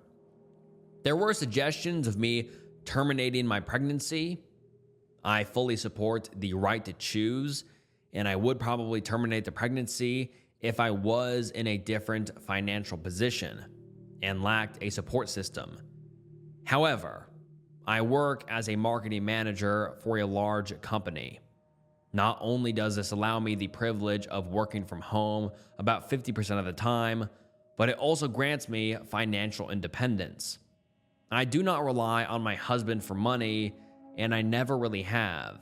He works in tech, so while he makes a good salary, I will have no need for spousal support. I have a phenomenal support system. This baby will be loved so dearly by so many. Yes, I will have to deal with my husband for the rest of my life if I have this child, and it will make my future relationships for me more difficult, but it is so worth it. I've wanted this baby since day one, and I am her mother, which means that I'm strong enough to raise her alone because I have to be this strong. Here's to hoping for a speedy divorce. I'm ready to be done with this marriage, and we'll keep our baby. I'm numb, but calm, and feeling good about my decisions and how I handled the situation. I know there is a long road ahead of me, and this will all probably hit me really soon. When it does, I'll mourn and grieve the end of what I had thought was a happy union. Right now, I'm in self-preservation mode and much more focused on how to come out of this in the best position possible. Thank you so much for all the advice and support. Update. I know it has only been a short time since I posted this update, but I need to tell you all how amazing all of you are. Wow. This support is just wow. I wish I could reply to all your comments and messages, but because of the volume, I'm just going to say thank you from the bottom of my heart to each and every one of you who read my posts, who commented, thought of me, wished my baby and me the best, messaged me, and anything else. I'm currently at my parents' condo, sitting outside at their pool, sunbathing my little baby bump and reading each and every one of your amazing and empowering comments. I just want you all to have that image, that you have made me happy and content in a time when I am short of both. This is proof that love does exist, even if it doesn't within my now over relationship. And that is a powerful thing. Love to you all. Me again. I was going to post more details on what happened during the confrontation with my husband, etc., but then I decided against it. I should keep some details private. It's likely my husband has seen this post. I will leave you with this. My dad and I were up late talking last night, as usual. He had the perfect thing to say to me. He told me that weak people are afraid of strong people. He told me to keep on terrifying the weak ones. That way, the only people who won't fear you are the bravest, strongest of people, and those are the people who are worthy of you. Then he said my husband is a spineless turd who couldn't kick it with the strongest woman in the world. Just thought I'd leave you with that and encourage everyone to be terrifying by being strong and not standing for nonsense. This is the last I will post on the matter. I have a lot ahead of me with everything and will probably go quiet on Reddit for a while. Time to get ready for court and to be terrifying. Thank you all. Thank you again. Love to all of you and best wishes. Love, T. My girlfriend had a meltdown and fell asleep on my couch. And the post reads as follows. Last night, my 25 male girlfriend, who is 27 female, came over to drop off a package that was sent to her house instead of mine. She's been struggling with depression recently, and for the last 2 weeks, she has not been acting herself at all. It seemed like she had not slept in days, and her usual high energy self was not there. I asked her if she was okay numerous times, but she kept pushing me away and gave one-sentence answers about how she is fine and I didn't need to worry. I know she has a history with S-word, but that was when she was a teenager and she has not thought of committing an S-word since she was 16.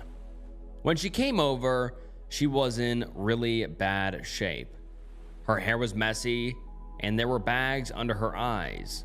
There was some indications that looked like SH, and she was bleeding. Her voice was groggy, and she was extremely quiet. She came into my apartment, put the package on the kitchen counter, said goodbye, and tried to leave immediately. She thanked me for being a good boyfriend, which caught my attention.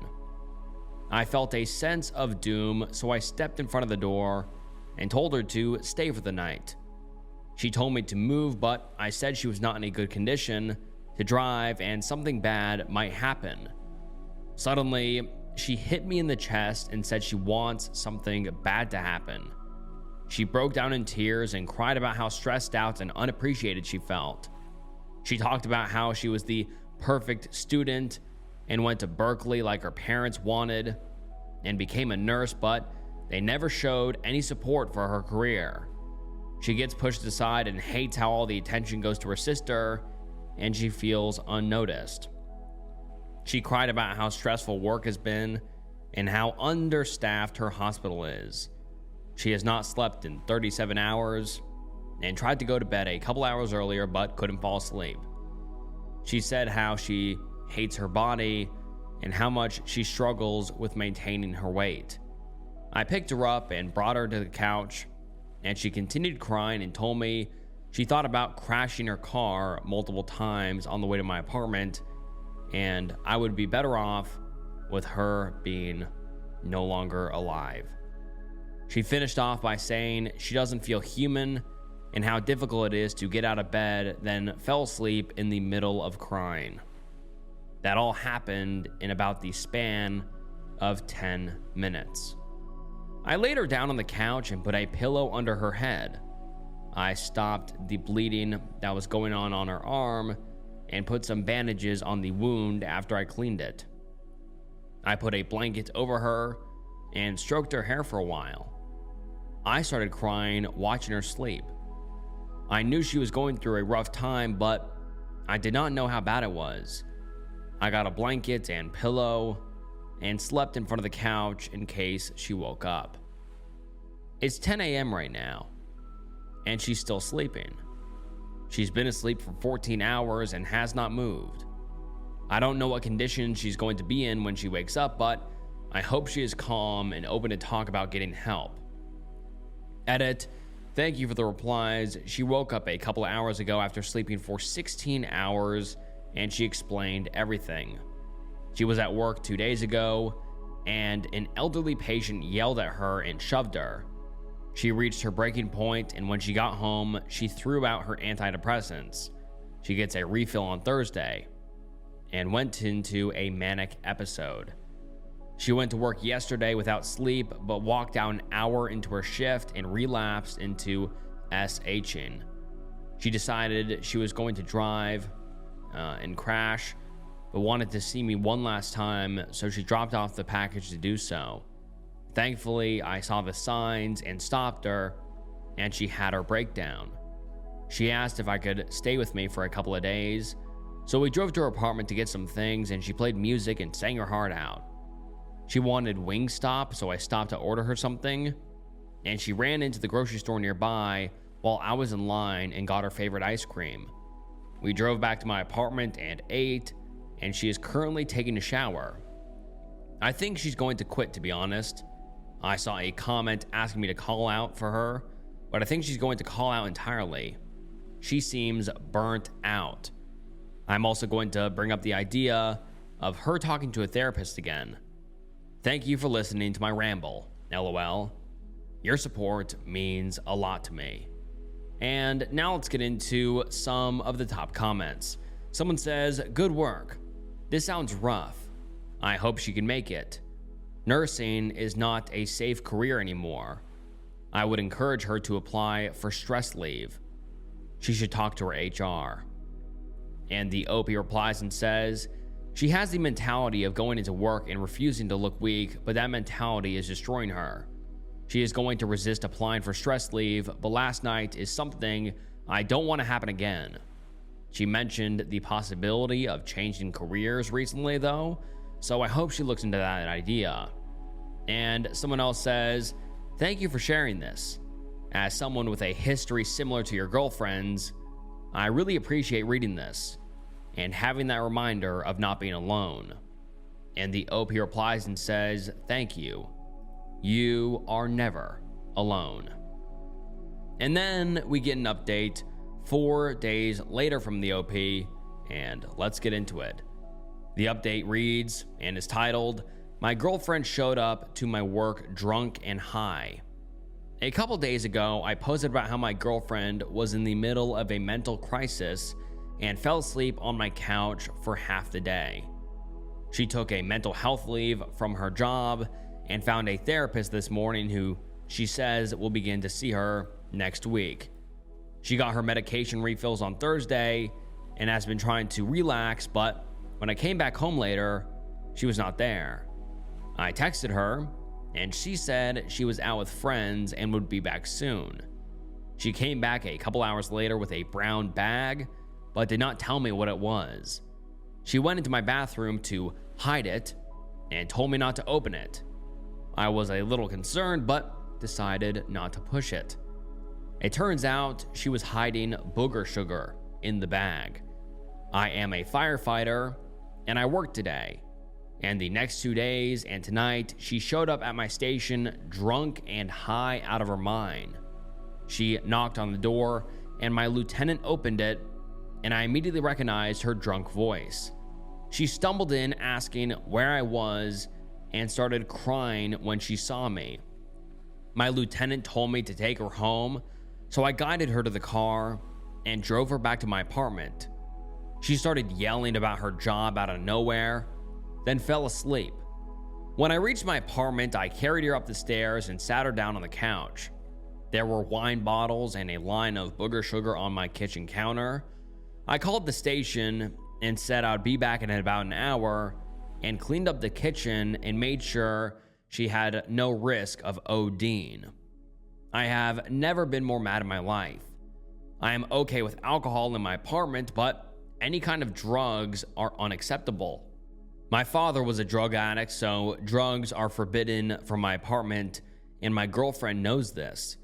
I am upset about that, but showing up inebriated and high at my job in front of my coworkers is even more unacceptable.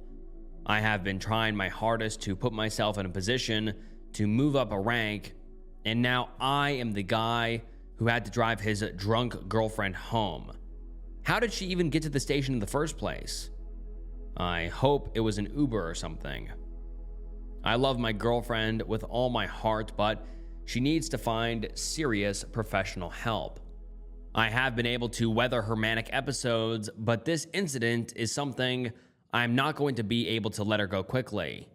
I know she has mental health problems, and it's something I have to accept to be with her, but she is not taking her health seriously, and it's affecting her life, and it's starting to affect mine.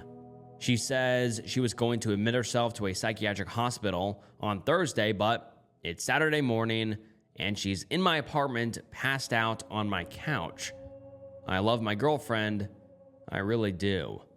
The past 4 years with her have been amazing, but she keeps getting worse, and it's getting harder to help her. I watched my mother ruin her life trying to fix my father, and I don't want to end up on the same path as her. At some point, I have to draw a line. Update: she took herself to the hospital and admitted herself. She sent me a picture of the sign-in sheet and apologized for her behavior. I don't feel anything at this point. I got a break from her for a while, so that's nice. And I might break up with her. And now let's get into some of the top comments. One user says, "Be careful. Self-sabotage in this case can be a sign of S-word. Testing a partner to prove that they deserve better if they break up, and then using that as motivation to commit S-word." Another user says, "Let her go." And someone replies to that and says, "She needs help and stability now more than ever. She's hitting rock bottom right about now. Maybe he's not equipped to deal with this kind of pain, and I wouldn't hold it against him if he had to let her go. The drugs are crossing those lines she knows exist for him is another way she is trying to self-sabotage her relationships, and it seems to be working, which scares me even more." And someone else comments and says, "Significant others are not substitutes for professional therapy. They are there to help you walk so that you can run, not to carry you when you cannot walk at all. I would do anything for my wife without question, but I am under no obligation to do so. I chose to bear burdens for my wife, knowing that if it ever gets too much, I would bring in professional help. Assuming that your partner will help you through life-threatening situations without taking your medication or committing to therapy is nothing short of selfish and self-destructive, and should be treated as the desperate cry for help and support it clearly is." And someone else comments and says, "You can't fix stupid, but you can die trying. She needs help.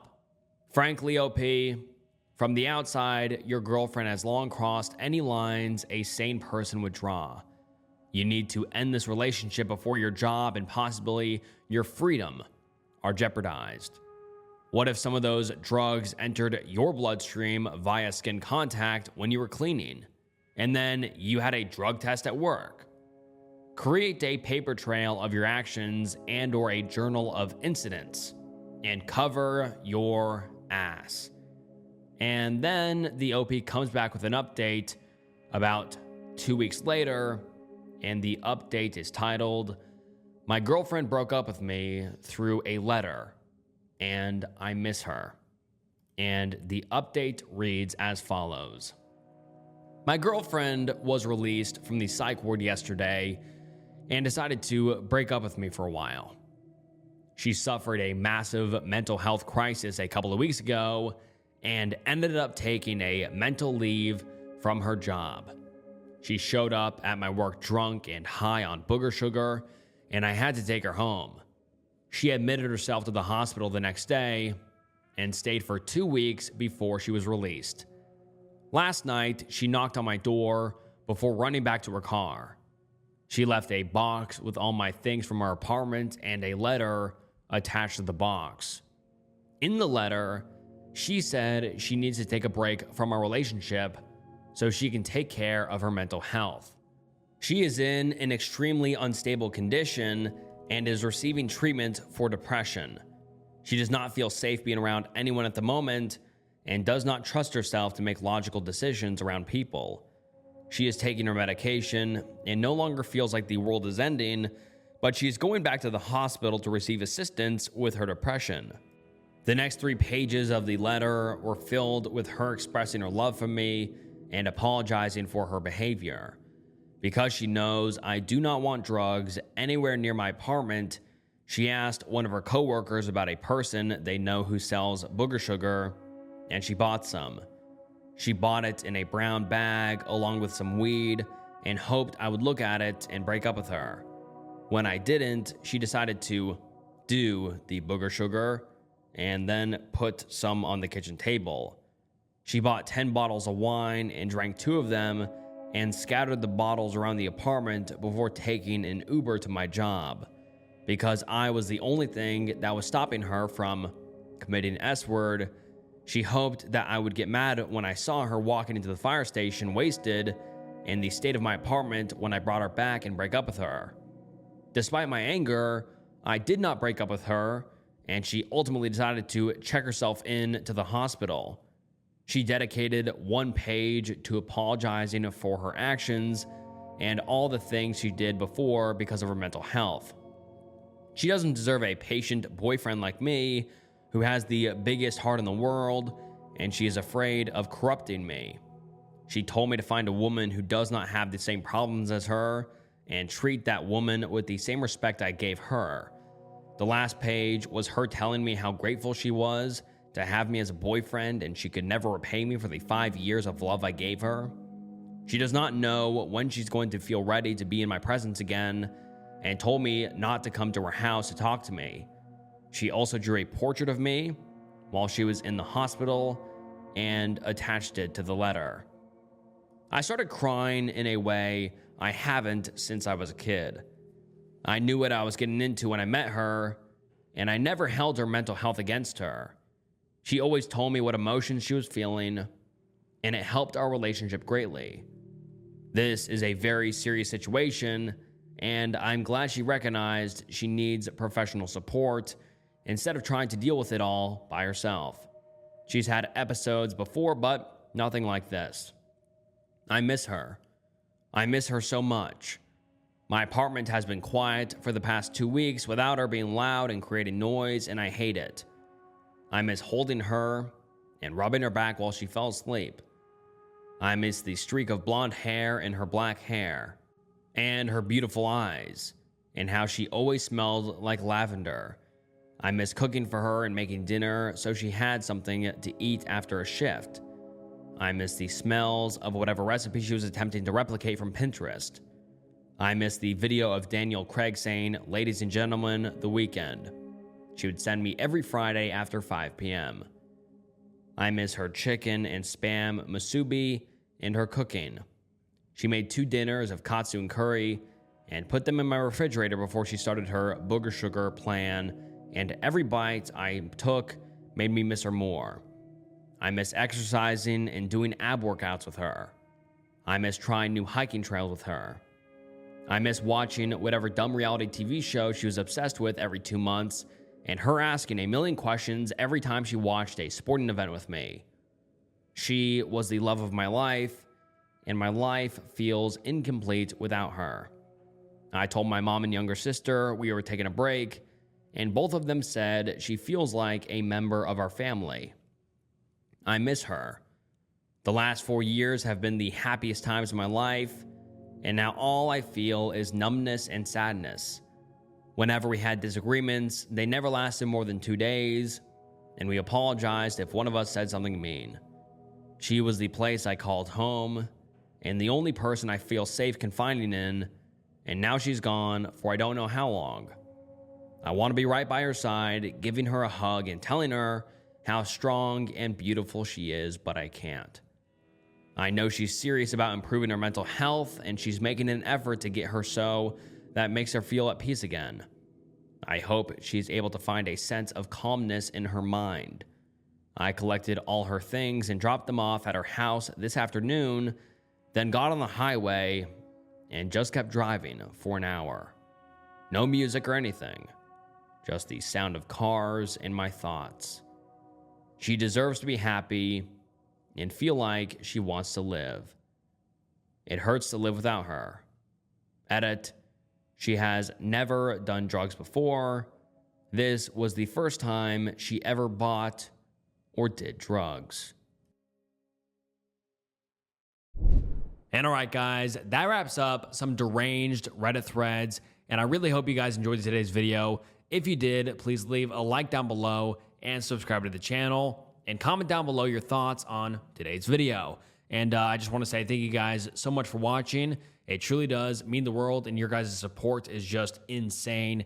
We have the best community here. Like, truly, you guys are the best fans on all of YouTube. You guys are the best. Make sure you follow me on Instagram and follow me on Spotify. That also helps a ton. And once again, thank you guys so much for watching. And this was Snook, and I'll see you next time. Bye.